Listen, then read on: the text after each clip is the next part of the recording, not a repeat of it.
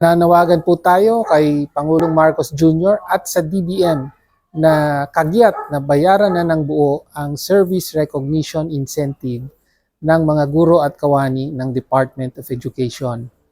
20,000 po ito dapat, pero by installment na binayaran ang mga teachers, maximum ay 14,500 lamang po ang natatanggap pa nila.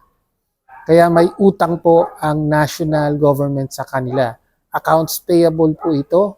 So panawagan natin sa DBM na pabilisin ang pagproseso sa pagbayad ng nalalabi para makumpleto ang amount na 20,000. Ang ibang mga government employees, natanggap na po ito ng buo bago pa matapos ang taon. Malamang nagastos na nga nila.